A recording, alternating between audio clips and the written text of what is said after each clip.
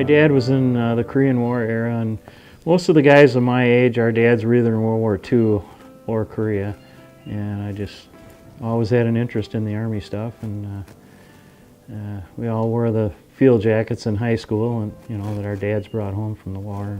And really, everyone has a connection with World War II in some way, uncle, brother, grandpa, or great-grandpa, and that's what made it interesting to me. My first event was Fort McCoy up in Wisconsin, U.S. Army base. I was actually uninvited there. I just showed up and displayed my stuff, and there was an overwhelming interest in that equipment and what I was doing. And there were other guys there too doing the same thing, but definitely inspiring to collect more.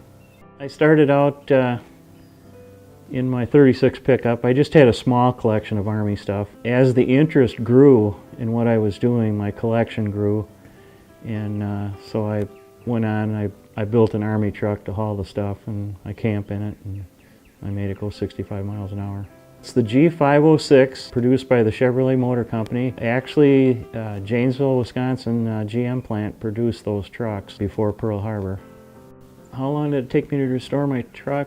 Probably about 3 years, and I only worked on it in the summertime, small stuff in the wintertime, but yeah, basically about 3 years. I've been building hot rods for a while, and cars in the 70s and 80s, restoring them, building them to my liking. Now that I think about it, the hood and the fenders came from Tomah, Wisconsin. The grill came from Partyville. I would buy a truck, and one of my friends would take the cab, another one would take a frame, another one would take an engine. And so basically it's pieces from a lot of different places. I tried to keep it as original looking as possible, and but yet be useful and be able to drive it down the highway. Every U.S. Army truck came with a serial number, the government number now. I chose my dad's serial number in 1950. It's, the number is followed by a W, 124011. It was actually my dad's serial number in 1950. And that was put on there as a surprise to him, because every veteran knows his serial number. If you woke them up in the middle of the night, they would know their serial number.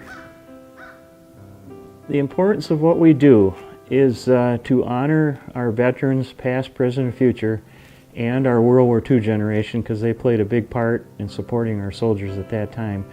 Everyone was involved in World War II, down to the smallest child, collecting aluminum pots and pans, paper drives, bacon grease, anything recyclable was used during the war, and everyone was involved in it.